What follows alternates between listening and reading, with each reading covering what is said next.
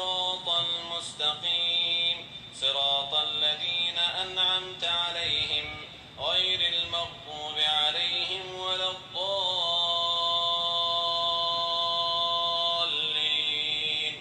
آمين. أعوذ بالله من الشيطان الرجيم. بسم الله الرحمن الرحيم. إن الحمد لله نحمده ونستعينه ونستغفره ونعوذ بالله من شرور أنفسنا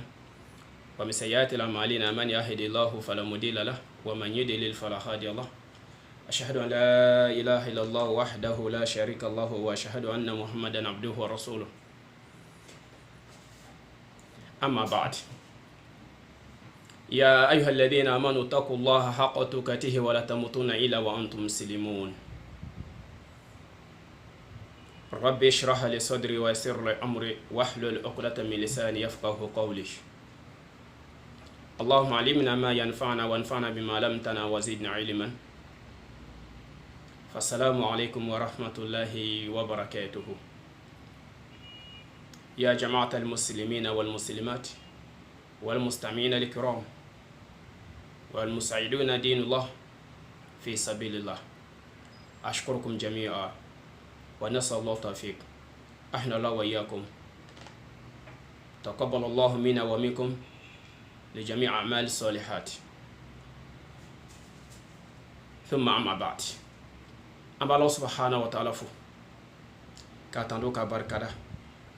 مسامي بيرا أونا مسامي دنفم دا مساي مسامي لاتيجا مساي مسامي كاندالي مساي مسامي أدم أدم فانا تولي بلسا يرولا مساي nay mogom la kanda la filiba gerto la amba nyina fe ya rabbi akan kanda kan to sira klinika amba nyina ala fe akan bla iblisa ka sira ka amba maslamo an shirira kala ikilini filana tala jenyon tala ka funyon tala kado ko muhammad bin abdullah sallallahu alaihi wasallam ala ka chidindo ala ka jondo ayachi kana dafa ni bela jeni madama de bela jeni ma kana sira klini yira auna amma yina ala fe ya rabbi ala kan an dumme ci de ban ka sira kan fo ta se pour shelima ka ina allah subhanahu wa ta'ala fana fe aka kishin ne ma shama jidi ci de ban ka naka sahaba na so din ko ani mo fana bara to no luka bara man fana ko sa fo ta se pour shelima ala ka ni bela jidi sura o jama kul sanmanna fa ya ibadallah ala ko qur'ana kono mo min ko islamo ya min ko ay mumni jonyo o ka chesri sa ya kana na uta tige ma kasura ka islamo ya doka jendo ne bal maslamo ka bo ka bela jeni fo ka barkada an kan bagaw wala men ko bagaw an de men bagaw ala ka dine de men bagaw ala ka loni na fama dine na bela jeni ma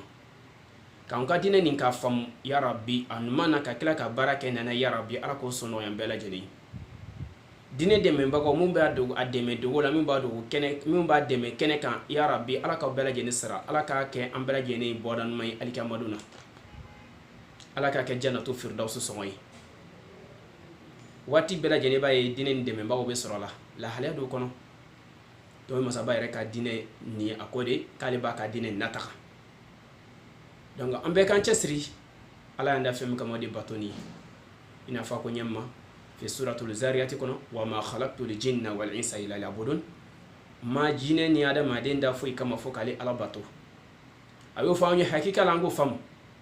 na ya fam ko hakika la ko ayanda de kama anganga antana blawdo. Donc ambal maslamo batoni suba sema munye bato nyara jole do feng jumeka oyi ala kele banchiya santa ani sabare kilo de kan koma nisi kanga wala dawu shama je ambe bazi ndeka ambe bazi ala kele banchiya kan ala kele banchani wala dawu temeni ko fesa ambe do fo fenu na de wala kin hakika la amba do ka bela jeni tsika bafola on fin sika idat sika se feni bela jeni ma ambe fenu fo ade hakil mo be se ko ka tatala amba feka wala da jume nda mo bi mbal maslama o de seli hukumu kono nay seli babu joro jume be seli la place jume yara jume be seli la dinin kono e islamai e tɛ seli kɛ ani mɔgɔ min fana bɛ yen n'a tɛ seli Ala subhanahu wa ta'ala mun fɔ olu ye kira ye mankutu jumɛn di olu ma nafa jumɛn bɛ seli na an k'an cɛsiri an k'a ɲɛɲini k'a dɔn donc balima silamɛw Ala y'an da nin kama n'a y'a dɔn fɔla ko wa ma khalaqtul jinna wal insa illa liya'budun ma jinɛ ni adamaden da foyi kama fɔ k'ale Ala subhanahu wa ta'ala bato o ye kumaba de an k'an cɛsiri an ka bato de ɲɛɲini k'a dɔn n'i ma bato ta seri la se ka bato dɔn dɛ a b'a fɔ fa in lam ta'rifuni fa kayfa ta'buduni ne mɔgɔ ma ne ɲɛɲini k'a dɔn ne Ala yɛrɛ fɛn jumɛn ye e ma ne bato cogo ɲɛɲini k'a dɔn i bɛna ne bato cogo di hakika la an ka dɔn ko seli nin fana tɛ birika wuli ye ten dɔrɔn n bɛ wuli ten Allahu akbar Allahu akbar Allahu akbar Allahu akbar hakika la fɛn tɛ seli nin ka bon ma bi ne silamɛw la sɔn hɛrɛma sigi ka silamɛw kɛ ɲɔgɔn kan bi surtout africain kunda ye silamɛw la jɔ bi ko karisa ne b'a fɛ k'i ka seli walawala ne ka daminɛ seli kɛcogo ma seli tacogo ka taga bila fatiha kalanni na sura min bɛ da fatiha kan ka taa rukuyi la rukuyi kɔfɛ sujudu fila ni ɲɔgɔn cɛ tahiya Allahumma soli duwawu gɛrɛ bɛ da o kan sa o n'a ɲɔgɔnna dama ko silamɛw ka sigi ka nin bɛɛ lajɛlen walawala balima silamɛw i bɛ sɔn ka juru kɛ mɔgɔ caman sen olu na dɛ sabula n'a dɔw fɔla i kunkolo bɛ sɔn k'i dimi kumakan dɔ bɛ fɔ i yɛrɛ b'a fɔ o bɛ sɔrɔ kɛ i t'a dɔn o bɛ sɔrɔ kuranna sugu min kɔnɔ adamadenw bɛ ka diinɛ nin négligé a dɔ ka d'an bɛɛ lajɛlen an ka don arijinɛ kɔnɔ or que place min bɛ seli la o tɛ fɛn ye fɛn bɛɛ n'o de kan ka négligé silamɛw fɛ place min b'a la fɛn tɛ mɔgɔ kan ka fɛn min négligé sabula a ka bon ma san 13 de kɛla ka tawhidi lase Ala kelenbancɛ Ala ye kelen Muhamadu ye Ala ka ciden seli waati nana se silamɛya jɔsenba 5 ni seli waati nana se a ye Ala kira nin ta sallallahu alaihi wasallam ka Ala yɛrɛ fɔ sankolo la ka taa seli d'a ma o kɛra mun kama silamɛya seli yɛrɛ ka fisamanciya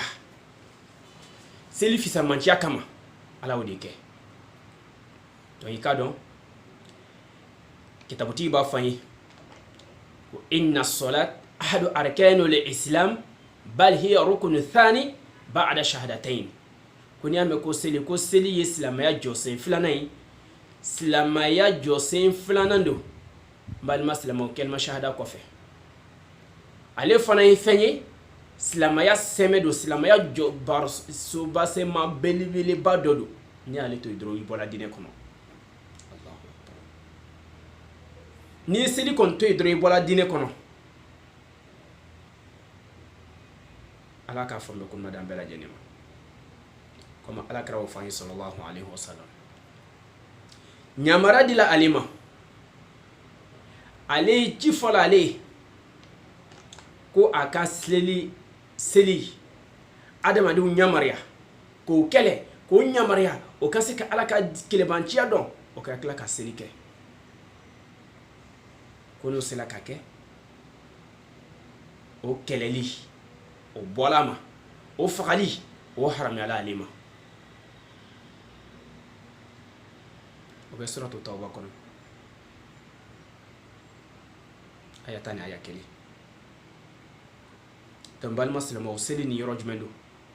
an ko a fisamantiya dila ma an bɛna da dɔ la ka ɲɛf'i ye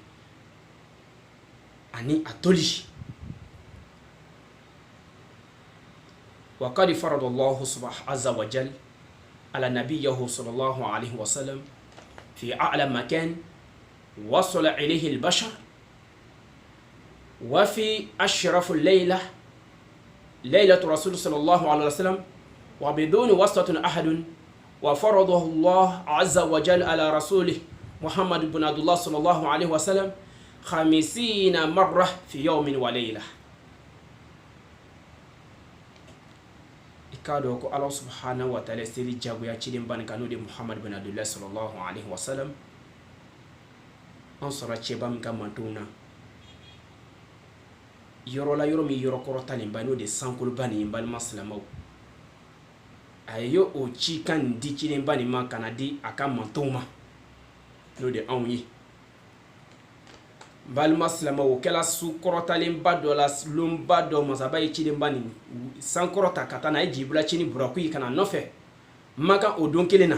ka tila ka yɛlɛ n'a ye sankolo la fɔ sankolo 7 na fo ka taa tɛmɛ o la donc balma silama o al-Isra wal Miraji sana yɛrɛ o y'a dama walada ye an ka walada t'o kan mais hakika la a y'o kɛ mɔgɔ ciden ye a m'o kɛ mɔgɔ gɛrɛ si ye dugukolo kan mɔgɔw la o fisa man ca ba dɔ ye o don kɔnɔna na sa o kɛ fɛn jumɛn kama a y'o kɛ de ka fɛn d'a ma fɛn min bɛ n'o de nafa ka bon kosɛbɛ a ye seli farida 50 le d'a ma 50 prières farida 50 o le dila kira ba nin ma sallallahu alaihi wasallam nin seli farida 50 dile kira ba ma sisan sallallahu alaihi wasallam ko a ka manton a n'a ka manton b'o kɛ su ani tele ولكن الله سبحانه وتعالى خفف على عباده حتى صار 5 في يوم في الفيل و50 يعني 5 في الفيل و50 في الميزان الله سبحانه وتعالى كفي زمان هنا مسا كرت عليه مسا سلمى أي نوعية كربان كم منتوني صلى الله عليه وسلم وبي على الإسراء والميراج ولا دكنا أكاسنا يرين ولا دكنا نبي موسى دي أفوق أيني كرافة ko kira a ɲini ala fɛ ala ka fɛngɛ ka manton ka a ka nɔgɔya k'i ka manton ye a ka nɔgɔya k'i ka manton ye ko sabula seli farida 50 ne i ka manton tɛna se ka kɛ i ka manton tɛna se ka kɛ o bɛna saliya o tɛna se ka kɛ donc a ɲini ala fɛ ala ka nɔgɔya k'o ye a ɲini ala fɛ ala ka fɛngɛ o kan ala kɛra o taa ni ka sen kɛ ka taa ni ka sen kɛ ka taa ni ka sen kɛ fa tɔ la seli 5 o seli farida 5 prières obligatoires o de dila kira ba nin ka manton ma asira nabila musa matul musa ko a ɲini ala fɛ halisa ala kira ko ne tan ga sen kɛ fo ne yɛrɛ malola ala ma allahu akbar o seli farida 5 ni ala kira ka ala fɔ ci fa ye o seli farida 5 obligatoire les prières 5 obligatoires seli farida 5 kɛra ma jagoya ye baara la walakin n'i y'a kɛ a kɛcogo ɲuman na i ka dɔn k'i bɛ seli 50 baraji fana sɔrɔ mashallah o ye ala ka fisa man ca ba dɔ ka di anw o ye fɛn min ye masaba ye seli nin kanu a ye fɛn min ni place ala sɔnna tala ye fisa man ca ba di seli ma muhamadu ka manton ye mais n'a condition do dɛ comme a y'a fɔ ye kuranɛ kɔnɔ fa idha tama'antum fa aqimu as-salah inna as-salata kanat 'ala al-mu'minina kitaban mawquta aw ka cɛsiri seli n'a condition do a n'a charte do a mako bɛ ko caman na mako bɛ mafali la a mako bɛ sanuya la a mako bɛ a n'a waati fɛn tɛ fana hakika la ko waati ma bɛn ma dɔrɔn bɛ wuli ten ka taa dɔ kɛ dɛ o fɛn tɛ ni si bi ka bi silamɛw la sɔn hɛrɛma filɛ ala do k'a ma kuranɛ kɔnɔ fa aqimu as-salata inna as-salata kanat 'ala al-mu'minina kitaban mawquta suratul nisa aya 100 ani aya 7 ko seli kɛla aw ka jagoya ye aw ka mafa ka seli ni mafa a kɛcogo ɲuman na i n'a fɔ kira yɛrɛ aw ma ɲɛma k'a kɛ n'aw fana bɛna seli nin kɛ aw ka cɛsiri a k'a kɛ a waati la a kɛla aw ka jagoya ye muminijɔnw kan dɛ donc an balima silamɛw o fɛn yira tɔw na k'a fɔ ko seli a n'a ka kan a k'a kɛ a waati la i n'a fɔ a dila aw ma cogo min na a tɛ bɛn dɔrɔn hakika la ko n'a bɛn ni ma seli fana ni lazara i ka tile 2 seliw bɛɛ lajɛlen kɛ ne bɛna voyager ka taa yɔrɔ sinama na o minɛ temps tɛ ne bolo donc il ne ka tile 2 seli kɛ k'o bɛɛ lajɛlen k'a la ka juru bɔ n yɛrɛ la k'i ka juru don ala la mɔgɔ se ka juru don ala la o ala y'i da baton de kama mais baton nin fana bɛ kɛ de bi masha Allah ala sɔnna wa taala min sariya di i ma kira ba nin min ɲɛf'i ye sallallahu alaihi wasallam donc an balima silamɛw n'i y'a mɛn ko diinɛ yɛrɛ n'i y'a mɛn ko silamaya nin ye jɔyɔrɔba ye a la fɛn min bɛ yen ni kira ala subhanahu wa taala ye fisamancaw caman d'a ma kira ye mun fana ɲɛfɔ an ye comme a b'a fɔ an ye a bɛ na kuma dɔ fɔ an ye yɔrɔ dɔ la seli fana bɛ jagoya dɔw kan seli bɛ jagoya jɔnw kan mɔgɔ min ye hakilima ye ni kɛra silamɛ ye bɛɛ lajɛlen kira nana de adamadenw bɛɛ lajɛlen ma banbanciw bɛ yen ne mɔgɔ min sa k'i da la e de bɛ jate tɔw gɛrɛ la n'o bɛ wele de ko ahlul yani al-kafirun fɛn fila dɔrɔn de bɛ diɲɛ kɔnɔ bi sabula ala kɔnɔ ni mɔgɔ min na dinɛ gɛrɛ sirama dinɛ nali kɔfɛ a tɛ minɛli k'o la donc madama n'i tɛ silama ye ala tɛ dinɛ gɛrɛ reconnu bilen silama k'o faamu silamaw ka cɛsiri a ka dinɛ nin ɲɛɲini k'a dɔn caman bannen don dinɛ nin ma caman bannen de don seli nin ma seli farida duuru nin a kɛli a pratiqueli kama u bɛ caman saliya dɛ hata munafiku hata silama munafiku an ka dinɛ faamu ko seli bɛ diyagoya baliku bɛɛ lajɛlen kan hakilima fatɔ ko tɛ denmisɛnnin mɔgɔ min bɛ yen san'a ka balikuya a bɛ ɲini k'a kalan a bɛ ɲini mansaw fɛ aw ka kalan la diyagoya de aw kan ka denmisɛnw kalan la k'a ko de y'i daminɛ san 7 fo ka taa se san 10 ma i bɛ to k'a degi dɔɔni n'a sera san 10 ma i bɛ to k'a bagabagaliw sariya n'a sera san 10 ma n'a ma sɔn ka kɛ fiyewu hali ni busan ta k'a senkɔrɔw chauffer dɔɔni waati dɔw la maa tɛ kɛ ni diyagoyasogo ye dɔɔni o de ɲin'an fɛ baliku bɛɛ lajɛlen bɛ diyagoya kan mais an ka dɔn hakika la n'an don an ba ka seli nin kɛ a bɛ kɛ sababu ye dɛ caman t'a sɔrɔ a yɛrɛ sɔrɔ yɔrɔ gɛrɛ la dɛ n'o bɛ fɔle de ko sakar ko ma salakakum fi sakar qalu lam nakum minal musallin Allah subhanahu wa ta'ala ma kudo fa fi suratul mudaththir kono a ko ma cogo di ko mun ya aw se suratul mudaththir kono aya binani aya fila ko mun ya aw se sakara kolon kono mun ya aw se sakara jahannama son kono qalu lam nakum minal musallin kan tun kala mu antun tasili Allahu akbar antun kala mo ye antun tasili jani ma son ka seli o be jahannama so do woli fana ko sakar kolon ibi yɛrɛ sɔrɔ kɔnɔ dɛ silamaw a fɔra i ye kuranna kɔnɔ mun bɛ k'a kuma ɲɛfɛ ale kuma kan tɛ suratul mudaththir aya 40 ani aya 1 ani aya 40 aya 2 aya 40 ni aya 3 e kɛ ta don kɔnɔ k'a lajɛ cɛnikɛlaw bɛ yen k'olu bɛna taa u yɛrɛ sɔrɔ jahanama kɔnɔ silamaw de bɛna olu ɲininka a b'a dɔnbaga min dɔn a baarakɛɲɔgɔn min dɔn a ye mun mankutu mɛn a ye mun ye ani mun tun bɛ ko kɛ ɲɔgɔn ye baara kunda walakin abina yi ale b'a ka nema la ko karisa bɛ yɔrɔ min na ko a ye b'a la ko karisa bɛ sakara kɔlɔn kɔnɔ a y'a ɲininka ko mun ye se yan ko n tun kɛra mɔgɔ ne tun tɛ seli o n'a ɲɔgɔnna jugu dama a tun tɛ misikinaw la dumuni a tun y'i ban ala ka ko ma a tun banna kira kuma kama k'i kɔ don kira kumakanw na a tun kɛra fana kiyama kun fɔlɔ k'ale ma da la nin jugu dama kama k'ale y'a yɛrɛ sɔrɔ sakara kɔlɔn kɔnɔ balama silamaw suratul mudaththir ka daminɛ aya 30 ni aya 9 fo aya 40 ani aya 6 o bɛɛ lajɛlen bɛ ka kuma dɔw ma mɔgɔ min bɛ n'o yɛrɛ sɔrɔ jahanama so kɔnɔ jahanama so min bɛ n'o bɛ wele de ko sakar jahanama place bɛ n'o de bɛ wele de ko sakar o ye mɔgɔ ye mɔgɔ min ban seli ma an t'an hakili jagabɔ mais an k'a faamu ko seli ni birika wele dɔrɔn tɛ an ye place faamu place min fɔlɔ la anw ye an k'an ba jiya k'a fɔ ko an k'an k'o dɔn place min b'a la silamɛya jɔsen filanan don ayiwa a tɔbali n'i ye fana y'i ban k'a kɛ i b'i yɛrɛ sɔrɔ jahanabaso min kɔnɔ dɔw tɔgɔ fɔla ɲɔgɔn la sisan fisamancɛw camanba de b'a la bilen min ni si tɛ kelen ye ni balima silamɛw fisamancɛw camanba de b'a la min ni si tɛ kelen ye alakira bɛ min fɔ anw ye sallallahu alaihi wasallam donc o do kadiri kɔnɔ an bɛɛ k'an cɛsiri an kana ɲinɛ an dankun kɔ ala an da bato ni kama n'an y'an dankun dɔ diɲɛ kɔnɔ balima silamɛw an kan ka min kɛ an b'o faamu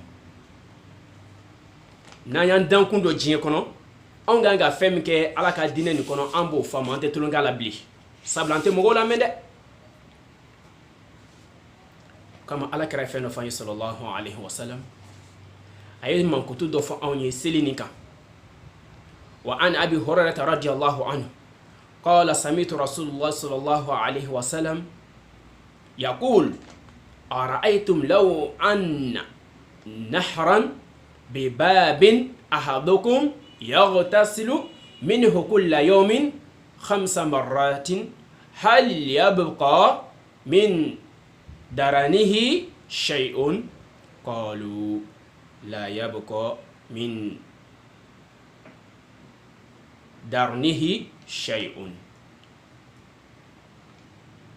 قال فذلك مثل الصلوات الخمسة يمحو الله بهن خطايا متفق عليه. أبي هريرة كودي على ما جينا ما كو على كرايا من على كرابك صلى الله عليه وسلم كوني بك أو مين كاني با أو ما نيكا صحابو كوني أيسرو كوبا أو مغم دوكا سودالا كوبا أو مغم كا بوندالا كوبا أو مغم كا سو كرفه iya yin ki yire ko kon na jien donko do chien duru kle kono jien donko do yi ko konina 24 heures kono chien duru 5 fois tu te laves i ko jinina qu'est-ce que nogo beto farlawa et c'est fin fini beto farlawa et c'est nogo fan beto farlawa aka sabo ko fo se ka to farla de akura sisa ko automachien fin du mai ko yi na fo sel farda duru wadi ina fo seli farda dumbe seli fana lazara fitri safo fajiri o seli farda dumbe nala do da aw macho ko o yi de komi mo mi fana be ibiki ko jila chien duru kile kono wala subhanahu wa ta'ala ba odrumu be la jinin ko fana pew ka awruma jiya ka bo drumuna ina fo mo mi be iko ko jila chien duru kile kono Allahu akbar nimbe Bukhari ni Muslim be la jinin kono bal maslamaw ya rabbi albil ala kadine fam yakun madam bela jenima andan chesri anana fa yifana kuma gangarela wa an Jabir radiyallahu an qala rasulullah sallallahu alaihi wasallam mathalu salawati al-khamsa kamathal نهر غمر جار على باب أحدكم يغتسل منه كل يوم 5 مرات woni hadisa don bela jeni be tal kenyon Jabiri hadisa man gari ko ala kra ko sallallahu alaihi wasallam ko sel farda drube aw dola kelenye ina fo ko ji mi be no de ba aw ka sodala ibi ko la chien dru kile kono madama ni bi ka sel farda dru ke akecho la sel kecho ni nyana balma selama ki fana ba do ko ayide ko mi won bi ko la chien dru kile kono ibe sanna ka bo dru mo bela jeni Allahu akbar ya rabbi ala kadine forma kuma dam bela jenima ala kanke silike bakawi kama selina fakabo ne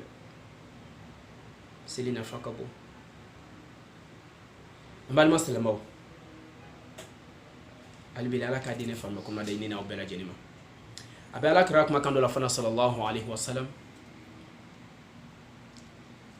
wa an Uthman bin Affan radiyallahu anhu قال سمعت رسول الله صلى الله عليه وسلم يقول ما من امرئ مسلم تحضره صلاة مكتوبة فيحسن وضوءها وخشوعها وركوعها إلا كانت كفارة لما قبلها من الذنوب ما لم تؤت كبيرة وذلك الدهر كله رواه مسلم. الله أكبر. Uthman bin Affan hadisa man kadi alakra ko sallallahu alaihi wasallam ya min alakra be kalanga la kodi ki ka do aw silama aw mu'mini jo aw sona ka silike akechola makutuba fembe no de jagola aw kan sel farda duru la silfana lazara fitri safu fajari ayoke selji kecho nyana anga namede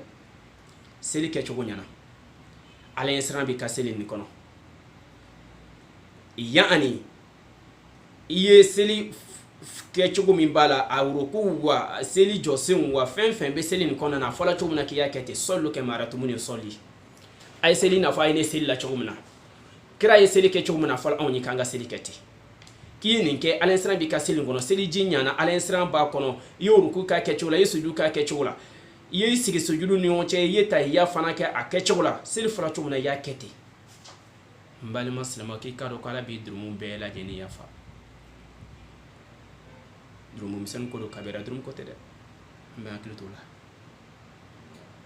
na nana do hadisani korola ko ika durumu misɛnw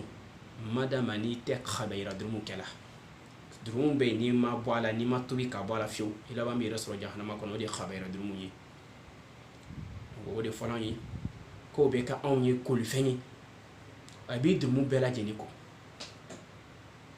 an bɛ hakili to la hadisa gɛrɛ bɛn'o sɛmɛntiya anw ye i n'a fɔ a bɛ hɔrɔtaw hadisa la kale anw ye ma radiyallahu anhu ala kɛra kumakan na sallallahu alaihi wasallam muslim fana ka hadisa kɔnɔ a ko an ma cogo di salawatul khamsu wal jum'atu ila al jum'a kafaratun lima bainahunna ma lam tughsha kabairu rawahu muslim ala kɛra kumakan na sallallahu alaihi wasallam ko ka bɔ seli farida duuru kelen na ka taa dɔ la seli farida duuru ni ɲɔgɔn cɛ ka durumu bɛɛ lajɛlen yafa fɛn ye ala yɔrɔ la ka bɔ juma ka taa juma ko durumu bɛɛ lajɛlen yafa fɛn ye ala yɔrɔ la madama n'aw ma kɛ khabayira kɛbagaw ye filanigafɛn b'o la jɛnɛya b'o la mɔgɔkɔrɔfɔw b'o la yani galontigiw b'o la k'i kali ala la galon kan olu na ɲɔgɔnnaw b'o la namara b'o la suɲɛli b'o la khabayira durumu dama dama fɛn fɛn bɛ yen sa n'o de bɛ kɛ sababu ye k'i ladon jahanama kɔnɔ n'i ma tobi ka bɔ a la khabayira bɛ yafa condition na i ka kɛ tobi jɔn ye dɛ n'i ma tobi ka taa ala ma ayiwa hali n'i ma dume jahanama kɔnɔ a kama mais i bɛ sɔn ka taa jahanama gute soit fo ni ala hinɛli la donc ko seli bɛ nin bɛɛ lajɛlen durumu bɛɛ lajɛlen ko o kama a bɛ fɔ an yɔrɔ dɔ la kuranna kɔnɔ ko inna salati tanha anil fahsha'i wal munkar wala dhikrullahi al akbar wallahu ya'lam ma tasna'un balma silamaw seli dinɛ ka di dɛ ni dinɛ ni faamu na a ka di n'i y'a faamu n'i ye dinɛ faamu i kan ka min kɛ i b'o faamuya koyi i bɛ min kɛ i b'a nafa dɔn ala ko an ma kuranna kɔnɔ ko i k'a dɔn ko seli a ko ala kira ma fɔlɔ sallallahu alaihi wasallam atlu ma uhiya ilayka min alkitab wa aqimus salah tugun fɛnna fɛn ɲɛfɔ i ka mɔgɔ ye n ye min wahayu la jigin ma ka bɔ n ka kuranna ba nin kɔnɔ aw ka seli jɔ aw ka seli kɛ a kɛcogo la ko inna salati n'a ye seli kɛ a kɛcogo la inna salati tanha anil fahsha'i wal munkar i k'a dɔn ko n'a ye seli kɛ a kɛcogo la ko seli nin bɛ adamadenw bali a bɛ adamadenw kanda k'i lakanda k'i bɔ kojugu kɛli ma ani kɔnko hakikala ni sibi ka bɛ silamɛw lajɛ dɔw yɛrɛ b'a fɔ ko seli tɛ silamɛ i dusukun ka ɲa dɔrɔn balima silamɛw ayiwa ala ko a ma kuranna kɔnɔ k'a bɛ adamadenw bali ka bɔ kojugu kɛli ma mɔgɔninfin ni dalen don ala ko la an y'a f'i ye kira kumakan na san sallallahu alaihi wasallam bɛ muslimu kɔnɔ a ko an ma cogo di a numéro ye muslim ka hadisa kumakan b'a yira anw na ko n'i ye seli nin kɛ seliji ɲɛna ala ye bɛ ka seli kɔnɔ uruku n'i ye seli kɛ a kɛcogo n'a fɔ kira di ma ɲɛ min ma a numéro ye yani 228 ko ala ye bɛ ka seli nin kɔnɔ ni ala bɛ seli kɔnɔ kira di ma ɲɛ ma i y'a kɛ ten i k'a dɔn k'a bɛ bɛn ka bɔ kojugu kɛli ma fɛn fɛn kɔni ko i bɛ yɔrɔ ma jan ka bɔ a bɛɛ lajɛlen ma balima silamɛw ala ka diinɛ faamu kɔnɔmaden ni bɛɛ lajɛlen ma tanha anil fahsha'i wal munkar an ka nin faamuya dɛ bon ni ala ye de ta kɔnɔ sa i b'a ye i bɛ seli ten ka taga i b'a kɛ ten ka kɛ ten mun t'a la wala seli yɛrɛ kɛcogo man ɲi i ma ye k'i b'a fɔ ko ala adi'una astajibu lakum a ye wele ne b'aw jaabi diɲɛ waati bɛɛ lajɛlen su ala subhanahu wa ta'ala ala kɛra kumakan na sallallahu alaihi wasallam ko ala bɛ jigin kana dugumakolo sankolo fɔlɔ la yani sankolo fɔlɔ na n'a sela yen mɔgɔ min bɛ seli o waatiw la nafila seliw la balima silamɛw a b'olu ɲininka i mako bɛ mun na i mako bɛ jɛnna wa i mako bɛ durumu yafali la wa i mako bɛ fɛn jumɛn na i mako bɛ arijinɛ la wa i ni mako bɛ fɛn fɛn na a ye ne fɛ ne b'a d'aw ma fɛn min b'o tɔ sinsin kosɛbɛ o de dun kana seli ne balima silamɛw an k'an cɛsiri o fisamanciya bɛ ka da anw ma ala de ko wa ma khalaqtul jinna wal insa illa liya'budun ma jinɛ ni adamaden da foyi kama dɛ fo k'ale ala subhanahu wa ta'ala bato balima silamɛw bon do la sisan mun b'a to de fɛn tɔw bɛ ɲa ala b'a fɔ yɔrɔ min na kuranna kɔnɔ wa ma umiru illa liya'budullah mukhlisina lahu dina hunafa wa yuqimu salata wa yutu zakata wa zalika dinul qayyim wa zalika dinul qayyim o fola an yi fi suratul bayina kono aya 5 alakira ko sallallahu alaihi wasallam ko mo nyamaria ma jo nyamara fushila fo ka feni bela jeni khalisa e Allah subhanahu wa ta'ala o ka feni bela jeni khalisa e alayka ke ala isra'ila jatika la ka feni beke ala de jatika kama ibe ka sen mi kay ka do ko jagwa de do ika ala de a jagwa ka inyamara be na ayi ka fen bela jeni ke ni ala isra'ila comme de fona ko ni ala isra'ila bi ka sele ni kono ni ala isra'ila ba kono a fulinye mai yake te hakika la ko ka feni be ka ala kama ikado ko ala kodo ala de bi sirala atika ka dama dun kama de kono kala ko ka kla ka selike ka jakabo ka selike ka kechula mbal maslama ko zakatu di ko mi fere ko de dine klini no de kala ala ko sona dala lawto ti la moyi arjine kono kera mi nyamra da modi bedi alema nyamra gere dawma de wa ma umiru ila li abudullah mukhlisina lahu dinahu nafa wa yuqimu salata wa yutu zakata wa zalika dinul qayyim kay dine nyamarandi akam montuma odeni kama koni seli do nyana mbal maslamo hakika la kibaye ko abe adamaden gben kabo koju keluma fen kon ko fanay wal munkar fen be ni kira ko kaka yere chogodon la odeni do mo sisa ni yoro ne be bonya islamo shama hakilma bi ibaye dobini sigi dron ka fo ay hakika ko le selite islama esa birga wulin dron tesa anga keta man anzukun ganya ni zukun yana ka bandro ki kishila bala e madine fo kira ko ma fi suratul bayna kon ay gere fana di ma fana ko mbal ma selma ko fanga seli o ayo shama di bayde hadisa o shama fana bina ta kuma ni ko kan donc amba ni fe amba la jeni kan chesiri anga dine ni anga fam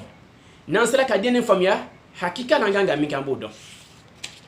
donc agni to ma chaîne de fait 600 mi yesel farda duru bela jeni ka placer abe an ko ka ban durumu na nyemma placer mi ba la fana ka fola ko ka fo juma kata juma ban durumu ya fa anga an chesiri on fisa mancha ba dilima mais ni hakika la ko ni seli do kala ke chola la bi ko ika hamna ko ni bela jeni no ya placer dilima e o debe kiye mais hakika la mako be fen do la de seli ke choka ni ka do le ni islamo faranyon ka mi me fatia ke min ka fatia kai min ka ruku do kai bay ba'da ruku as-sujud sujud fulani on che tashahhud allahumma salli munta dafali ni do mo ka don ni islamo kenyon kan bi hakika la kwanga mo la jobbe ka seli ke choke kanya mbal maslamo barado de porque avertissement de dila mala il y a un grand avertissement de ce côté. Le prophète sallallahu alayhi wa sallam nous a donné ayi kangarmada wush ken anyola fanga hakilu to anyere la ka don kumbal maslamo ku kangarmada bade kala anunye sili kechoni na fanga ancha sirsili ni kanya nyadu manya conséquence pas de bola kolola pas de bola anunye alkamaduna ko inna salati tanha anil fahsha faqimu as-salat o kaseli jole inna salati tanha anil fahsha wal munkar kawka ala ko foke ala yero ko terula azkuruni azkurukum ayni ko fo mbaw ko fo ya rabbi ala kadine fo mi ko madam bela jen made donc ambal maslamaw ika don seli Allah subhanahu wa ta'ala adi krabani kama Mtume sallallahu alayhi wa sallam aito mashendo fauni mankutu do falani selika ay feñ man fauni hadisa dala abi hurata kilena hadisa man kali wa an abi hurairah radiyallahu anhu qala rasulullah sallallahu alayhi wa sallam يتعاقبون فيكم ملائكة بالليل وملائكة بالنهار ويجتمعون في صلاة الصبح وصلاة العصر ثم يعرج الذين باتوا فيكم فيسألهم الله وهو أعلم بهم كيف تركتم عبادي فيقولون تركناهم وهم يصلون وأتيناهم وهم يصلون متفق عليه الله أكبر الله أكبر أبو هريرة كودي على كراكو صلى الله عليه وسلم ko awkadon ko Allah subhanahu wa ta'ala ka melekaw bi ɲɔgɔn fali anw na su ani tele sufɛla mɛlɛkɛw ani telefɛla mɛlɛkɛw yani mɛlɛkɛw bɛna ka fɔ anw kan fajar seli waati la mɛlɛkɛw fana bɛna bɔ anw fana kan lansara seli waati la fajar seli waati mɛlɛkɛ guruku dɔ bɛna o bɛna sɔrɔ adamadenw bɛ fajar seli la n'olu nana dɔn fana bɛ taga dɔn bɛna bɛ fajar seli waati ma se ka kɛ fajar seli bɛ ban dɔrɔn olu bɛ dɔn bɛ yɛlɛ fajar seli waati o bɛ ɲɔgɔn fali mun bɛna fajar seli waati la sa olu bɛ fajar seli tɔ kɛ n'a ye n'o ye fajar seli ka n'a ye ka seli fana seli ka lazara seli o tile bantɔ ye lazara seli fana waati la fana dɔw gɛrɛw fana bɛna mɛlɛkɛw bɛ ɲɔgɔn fali o de la seli ɛri fila ni ɲɔgɔn cɛ balima silamɛw kama mankutu b'an ye dɛ comme ala fani kurana kono ko hafizu ala salati wa salati alwusta ko kala tani ke seli la de aka seli la tagan ani chamache seli seli jumɛn nan dona usamaini kuma kauna hadisan wala lula kurana yani wala lula o ba fani ko chamache seli ni o seli yani lazara ani fajari sabla melekaw be ɲɔgɔn fali ni waati fila ni ɲɔgɔn cɛ woni melekaw min nana ɲɔgɔn falula o bɛna fɔ n'o yɛlɛna ala subhanahu wa ta'ala fɛ ala yɛrɛ b'a dɔn a ye melekaw ye a ka jɔn to lahala min na mais a bɛ tila k'u ɲininka ko a ye n ka jɔn to lahala jumɛn na aw nana n ka jɔn sɔrɔ lahala jumɛn na mun yɛlɛna fiɲɛ sanko la a b'olu ɲininka olu b'a fɔ ko an taara sɔrɔ i ka jɔn bɛ ka taa an taara sɔrɔ u bɛ seli la an fana ye an kɔ don la o fana tun bɛ seli la Allahu akbar an nana sɔrɔ u bɛ seli la an fana y'an kɔ don la ka sɔrɔ u bɛ seli la balima silamɛw o fɛn ba dɔ ye dɛ donc an tɛ hakili to an yɛrɛ la bon ni mɛlɛkɛw dɔ nana sɔrɔ waati bɛɛ i bɛ baara kɛyɔrɔ la i bɛ bi silamɛw lasɔn hɛrɛ ma mun bɛ baara wula bi mun bɛ baara mɔgɔw bolo baaraw bɛ ka taa daminɛ a tɛ fɔ mɔgɔw ye ko ne silamɛ ye mun fɛn kana malo n'an ka diinɛ an k'an cɛsiri n'i wakaliya don i ka diinɛ la ka i jigi sɛmɛ k'a da ala la k'a dɔn ala de da bato ni kama i bɛ taa baara ɲini yɔrɔ yɔrɔ karisa ne de silamɛ ne ka seli yɔrɔ sera ne bɛ n ka seli kɛ ni o lɛmɛnya de b'i la i y'i ka baara ɲini nan'o ka ɲi an b'a jɛ ala bɛ bɔda dɔ di i ma silamɛw la sɔn hɛrɛ ma bi a yɛrɛ bɛ taa baara ɲini yɔrɔ la mun b'an fancuru la mun bɛ faso kɔnɔnaw la chauffeur la baarakɛdaw caman bɛ yen seli fana lazara fitiri ale bɛ taa bɛɛ lajɛlen ka fɔ ɲɔgɔn kan fajari bɛ seli peut-être 9h waati ou 8h waati a bɛ wuli ka taa baarakɛyɔrɔ waati min na kalas seli fana lazara fitiri safo o bɛ taa bɛɛ lajɛlen fara ɲɔgɔn kan an dɔ y'a fɔ an ka wajulu daminɛ na ko inna salat kanat ala almu'minina kitaban mawquta ko a kɛla an ka jɛko ye ka kɛ a waati la an ka jateminɛw kɛ dɛ ni mɛlɛkɛw nana seli fana lazara waati la o k'olu nana sɔrɔ de waati bɛɛ lajɛlen e tɛ ala ko la fiyewu k'a bɛ baarakɛyɔrɔ la fajari seli fana waati k'ale bɛ baarakɛyɔrɔ la wala a bɛ sunɔgɔ la balima silamɛw fisamajan bɛ ne se bɛ sɔrɔ la ala do kama ko a ka seli waatiw la taga a ka seli waatiw la taga ko lasiyama seli lazara balima silamɛw ani fajari fisamaciya ba min b'a la filɛ nin dɛ suratul bakara aya 200 ani aya 30 ani aya 8 ko hafizu ala salati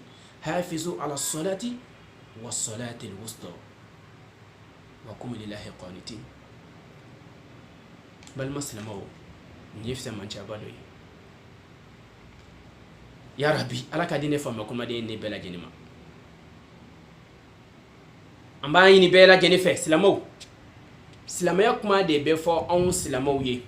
mɔgɔ min bɛ n'olu tɛ silamɛ ye diinɛ kuma tɛ fɔ olu ye dɛ an k'o de faamu k'a dɔn ko diinɛ kuma de bɛ fɔ silamɛw ye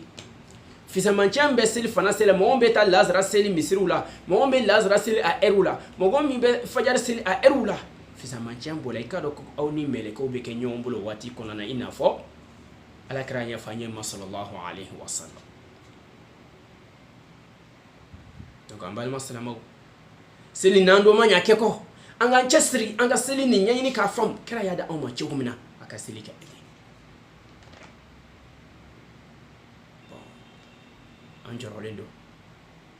anjorolendo de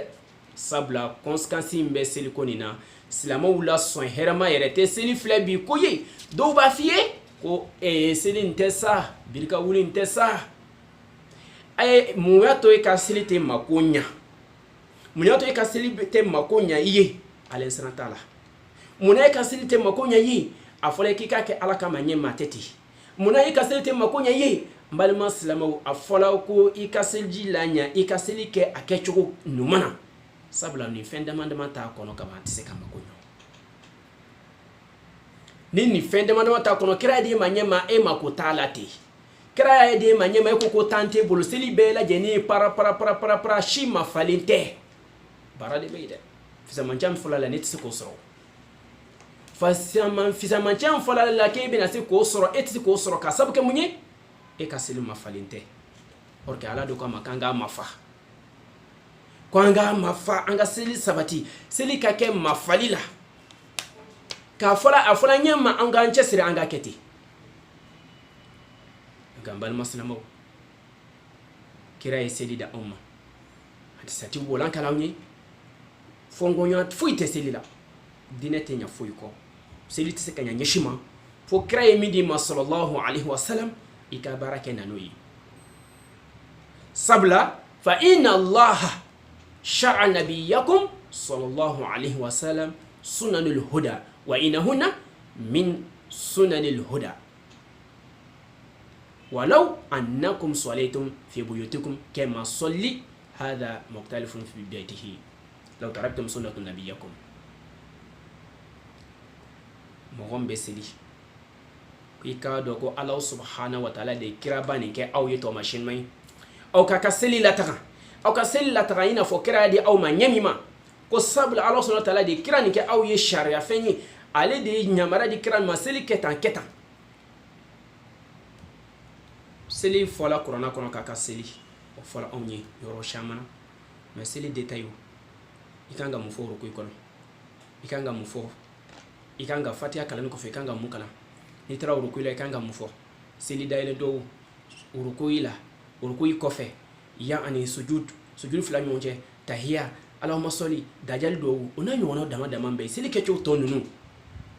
lofla losaba ibi kandogo ibi kanabot ibe ni keta olu nanyo olu detail tenna nyashima foni kray minda umma sallallahu alaihi wasallam donc ambal maslamaw ika do ko kira de ada umma an lonige bo fana ide ol nana de kana kumonne wala onye ateke ni hakilina de ateke ni hakilina de ne balmake ateke ni hakilina de ne balmamso ko kira min da umma ay baranda ma nyemma ay batu da umma nyemma ngance siri anga keti an se ko da mayrala wa ila hali ni be selika sokono mo gomni akem bisiri kono akabraji kabunaye kira kuma kana bato kateme ika mo meseli misiri kono akai kira kuma kana bato kateme ika akabraji kashana nitai chawli kodo walakin ibesili kira ya dinyema kufiki chesiri kaketi donc ambal maslamo seli te kodine dine ni kono ikadon ala kira de fawni sallallahu alaihi wasallam fola anye fi suratu tauba kono ikadon afola anye mako fa in tabu wa aqamu salat wa atu zakat fa khalu sabilahum be suratu tauba ayaduru koni mogonu o kano kela tobi fen kata alama o sona ka selike o ijaka bo ikado o yesrata sira min be no de islam asrai ko kunyo to ala de bulo aywa o muyato selu be ka kebi jugo nyalinte sabula anye min fo alen sanata kono de bira karamo ko la so heramo ci karamo go n'olu dala ma dalaji tellement que ba yini ka dine kɛ ni intérêt personnel ye adamadenw fari bɛ faga dine ko la ko seli yɛrɛ tɛ seli tɛ silamɛya ye i jogo ka ɲa dɔrɔn wala i ŋaniya ka ɲa dɔrɔn e b'o fɔ adamadenw ye adamadenw ɲamara seli ni mɔgɔ min ye seli to i kafiriya la o dalilaw b'an bolo kuranɛw kuma yani ala kɛra o de fɔ anw ye yani seli dinɛ fana nana de ko fɔ i ka seli i ka lɛmɛniya i ka lɛmɛni ala ma ka seli ko ni mɔgɔ min kɛra tubi jɔn ka taa ala ma o sɔnna ka seli kɛ ko a kɔɲɔtɔ bɛ ala bolo ala kɛra kumakan sallallahu alaihi wasallam وعن ابن عمر رضي الله عنهم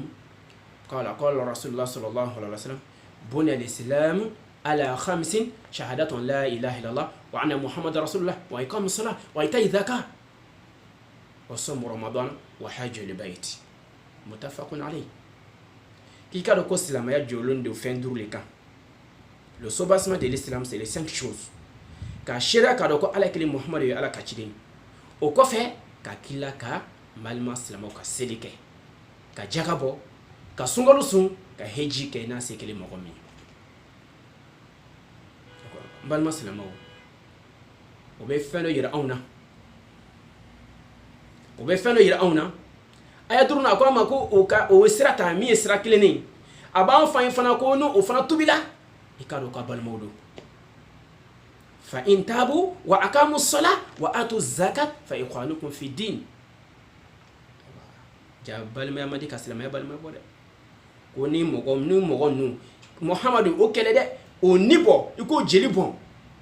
balma silama ko funo kala tobijo no kala ka ke tobijo kata alama ka kala ka selike ka jaga fana di a balma do dinela de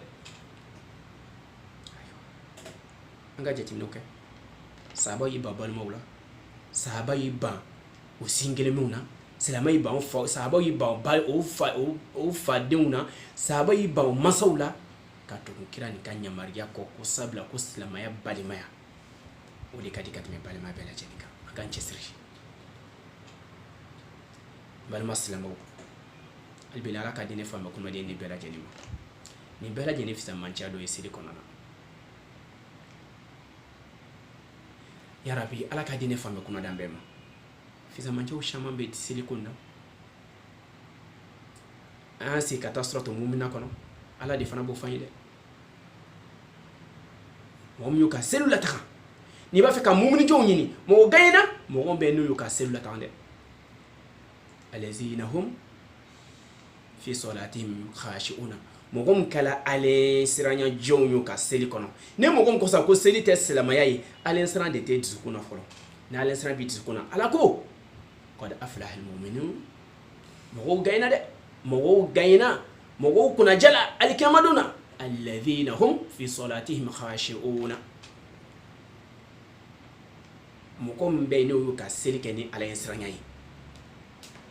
en tant que sisan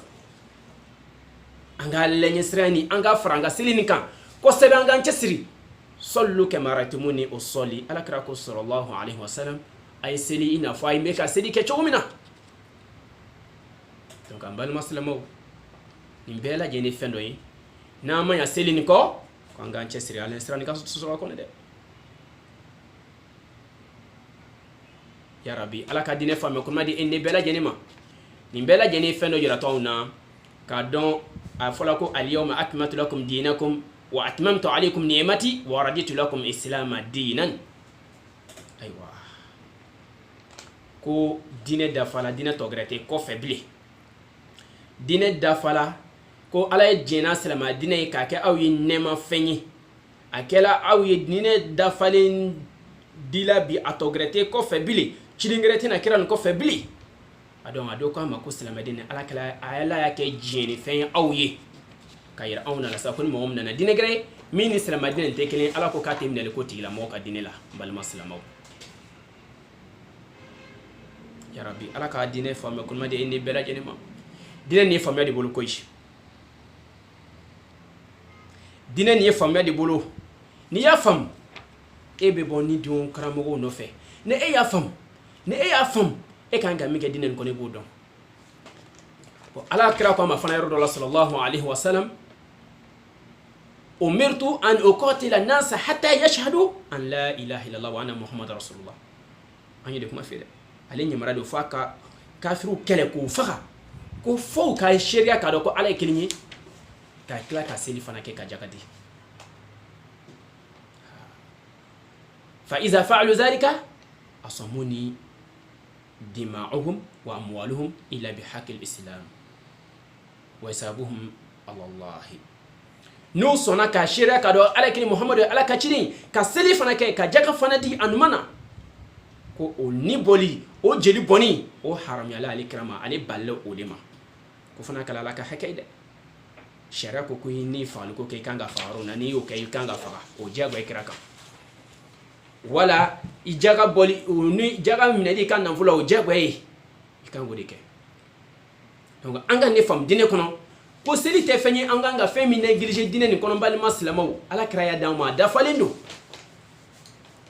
ya rabbi ala ka dine famme ko madam bela jenima de ya rabbi ala kan balu dine cien kan ka cien iran bela jenina silamo ala kray fendo fawni fana sallallahu alaihi wasallam ako ama Jabir radiyallahu anhu Jabri hadisam nan kali ala majenama قال سمعت رسول الله صلى الله عليه وسلم يقول إن بين الرجل وبين الشرك والكفر ترك الصلاة وبمسلم كنا كودان فرامين ب سلاماتني مو فلان كفو ولا كافر نيونچه كودي سيلتولي ايوا ودي سيلتولي ني سيلتولي كبا بالمسلم كافر على ده ودي على بويرانا بمسلم فنا كنا bo numéro di ma de kuma kan do be ani bela jeni numéro bambol hadisawla mamba do di ma sabla mun ba fo ko seli tesla maye ni mbeta inga nya kanya dron amba fa ka kata do muslim ga kitab kono numéro 82 ko dan frami be anu lu che difference be anu lu che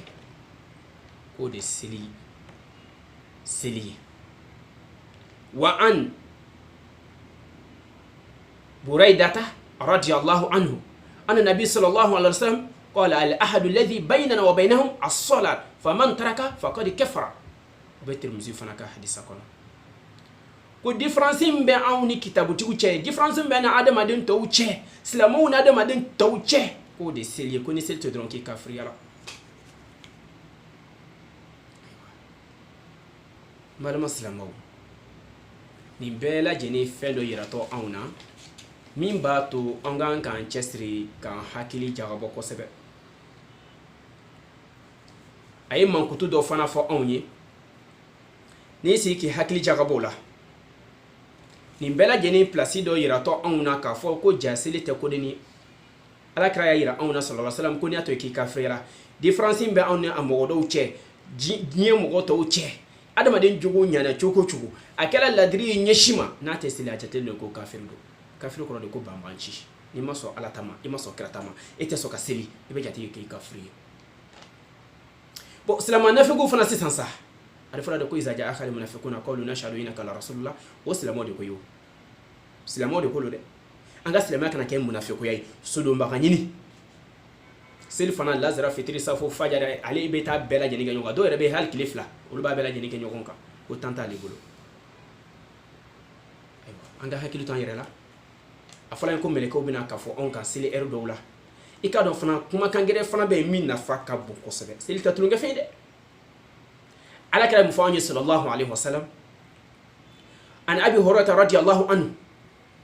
qala qala rasulullah sallallahu alaihi wasallam inna awwal ma yuhasibu bihi lil abdu yawm al qiyamah huwa as-salah min amalihi as-salah fa in salahat faqad aflah wa anjaha wa in fasadat faqad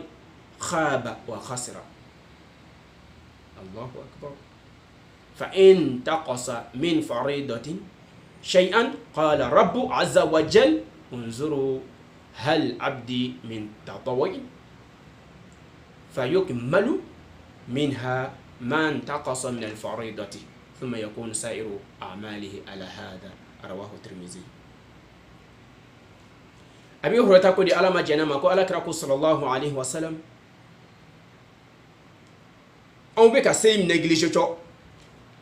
so anw ta ye birika wuli ye ala ɲɛsiranya t'a la n'a fɔra ko ala ɲɛsiranya t'a la anw t'a fɛ ka seli kɛcogo ɲɛɲini k'a dɔn silamɛw bɛ bi k'a fɔ ko n ka seli kɛcogo tiɲɛ yɛrɛ ɲɛɲini k'a dɔn mun ye seli kɛcogo ye mun ye seli laɲini ye seli mun kan ka fatiya kan ka kalan cogo di ka ɲa mun ye ya ani rukuyi dɔw ye rukuyi kɔfɛ mun ya dɔw ye sujudu la tahiya o kan kalan cogo di ka ɲa alahuma soli ɲuman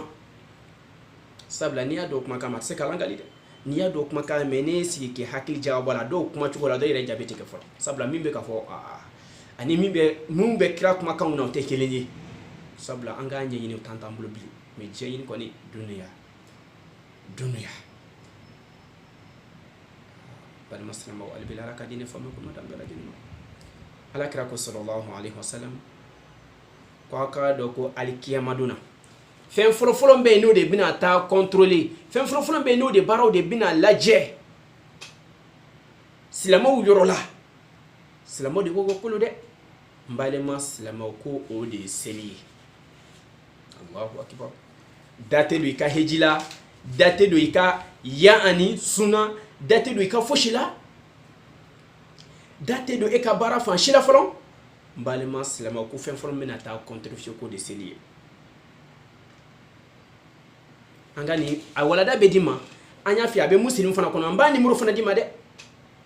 arakim ka muslim ka arakim 413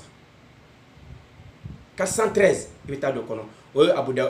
dawud ta ye muslim ta 2269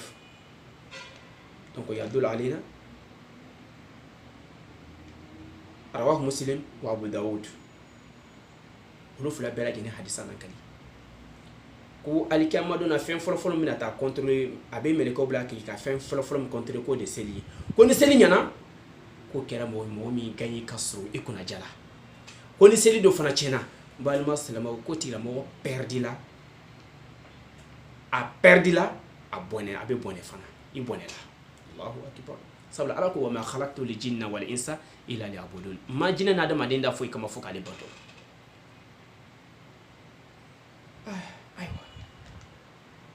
i k'a dɔn fana ko ni adamaden ka farida kelen tiɲɛna ala b'a fɔ mɛlɛkɛw ye o k'a ye karisa ma ɲininka a ye karisa ka bato seli lajɛ k'e sigi ko nanfila seli b'a bolo wa ko ni nanfila seli bɛ k'a y'o ta ka na o de bɛ kɛ ka farida ni arakan kelen remplacer o de bɛ kɛ ka farida ni lɔ kelen remplacer balima silamɛw an tɛ jateminɛ k'o la o min filɛ cɔ donc ni nanfila seli tɛ mɔgɔ min bolo mɔgɔ min bɛ wuli ka seli fana lazara fitiri safo k'a bɛɛ lajɛlen kɛ waati kelen k'a bɛɛ lajɛlen kɛ en gros ka taa est-ce que temps bɛna sɔrɔ ale bolo ka nanfila seli kɛ temps bɛna sɔrɔ bolo ka nanfila seli kɛ selifana seli kɔfɛ wala selifana seli k'i ka nanfila seli dɔ kɛ lazara seli ɲɛfɛ k'i ka nanfila seli dɔ kɛ fitiri seli kɔfɛ i ka dɔ kɛ safo seli olu tɛ diyagoya ye wala kɛ ni min kan farida i cɔ ni farida nin dɔ kelen de tiɲɛna k'i k'a dɔn ko nanfila seli de bɛ ta k'o remplacer ayiwa an ka jateminɛ dɔ kɛ dɛ balima silamɛw ko ni seli ɲɛna ala ɲɛsiran b'a kɔnɔ fa inna salata tanha anil fahsha wal munkar ni seli ɲɛna ala ɲɛsiran b'a kɔnɔ balima silamɛw a bɛ anw lakanda ka bɔ ala ko fɔ ala ko taw ma a b'anw lakanda ka bɔ kɔnikow ma nin bɛ fisamancɛba dɔ yɛrɛtɔ anw na silamɛw an kan k'an tanan bila dɔn an kana seli négliger ala kɛra ko ni mɔgɔ min y'a to yen dɔrɔn k'i ka fɛgɛra donc o b'a yira anw na an kana seli négliger dɛ n'an seli négliger an ka diinɛ tɔ ka diɲɛ don donc i ka baaraw fɛn fɛn de bɛ diɲɛ kɔnɔ madama ni ala y'a d'i ma de faridaw la ko ni farida dɔ tiɲɛna i ka nanfila de bɛ ta k'o remplacer donc o ye fɛn dɔ yira tɔn na an bɛɛ lajɛlen k'an cɛsiri an ka hakili to an yɛrɛ la hakilika la ala y'an da fɛn min kama an kana ɲinɛ kɔ madama ni ala subhanahu wa ta'ala ko muhamada foyi dɛ wa ma umiru illa liya'budullaha mukhlisina lahu dinahu hunafa an ka fɛn nin bɛɛ kɛ ala subhanahu wa ta'ala jatika kama khasatan a kana kɛ sudonba ɲini dɛ silamɛw kana silamɛya kɛ sudonbaga ɲini ye ko an b'a kɛ ten dɔrɔn an b'a kɛ sudonba ɲini silamɛw la sɔn hɛrɛma bɛɛ ten bi seli don maɲa n'a don maɲa a fɔra de ko ni seli nin ɲana e ka koɲɛw bɛɛ ɲa i ni gagneli ka surun i kunna jala anyali chogodi afala chumna yakete afala kika kenya ma yakete afala kiki ma fa yakete afala kika ka erla yakete ma hakika la mi fa fi jagwa de do bayira una ko hali seli farda kile ka daba kama te dron ka toyi ki kafriyala nan donanga hadisa nu wala kata do aya me kuma seli fana yani fajar ni lanzara kuma kanga kango lata hafizu ala salat was salatu al wusta wa qumu lillahi qanitin mun be suratu bakara kono o bayira awna woni nana do tafsir kono bayira awna ko seli farda kili ka dawa kama te dron ko ni yen toyi i kafriyala foni ko sena katolika ta alamade donc ambal muslimo anga fendo yini ka fom dunno ya nyene mani ana fani ka do ayo wala dadi ka koro mba jane mo mi alami mais silamaya josemba ibole dine kono totalement o de selini anga selini ke selin do fana tenya nyeshima fa ilam ta'arifu fa kayfa ta'buduni na ma nya ini ka do tse kani poto na ma seli ke chunya ini ka do mbal maslama an tabe ke birika wulfumi sabula ko kira kala on yito mashayi ay ni wala on yi ka bela jininda on ma loni ge bago fana bena fendo kan ko to wala ko hakilande on ma on dine ni fen damani di corona unana kana gurubaldi adita unana di kira kuma kauna sallallahu alaihi wasallam on shi makrai loni ge bawo fana o hakilam tata kira kuma kauna famiyalu la ko lu koro wala de awma bi barake na ni kuma damani dine de ni islam de ni seli fana kitenya ni ko ni si kala je seli beke shamata fe seli kala ta ere ko tala ika kete dron na kon jurubila jago de ni ma ke be jangata de han ni sarunta jurubila de i hakili to ala de ni ma ke koni barabi bulo de kuna nyana dabe sroka be ka kiti tawla ni na do manya i perdi la abinya chugudi ka sura manya ini ka don selamo franyon gabe anga sili kechu keke ka sili wala kanya min tabinya ka do wonde selamo tabinya ka do wonde ka mbal maslamo ni seli ka fisa mancha do yi dito amma mun ba yira ona be la jene ganga chesri man ko tum fara nya la anga chesri anga baraka na ni ndoyi ala ka faalo ko made ni bela jene mo la nyini tete dron ko kasabe wajul manke min be da amma anga chesri anga anyini ka fam ka baraka na nai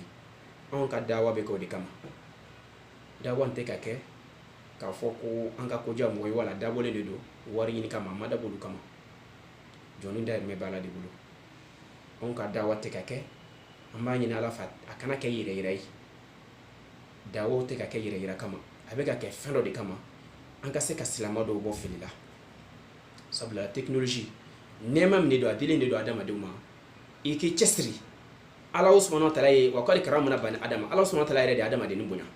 je marama saw musela ka lonya sroka fendu glambi o ya glan ka silamo fana amuna sola ka amuna okipe anga nyina ga dine ko aywa silamo fana nana famu jawo ya ke min kama cho je ko kama an reba ta fana ka kanga bato sraide alhamdulillah dine de feni an flo de nema kono be kan chesri an se de ko da mayra mi an go de ke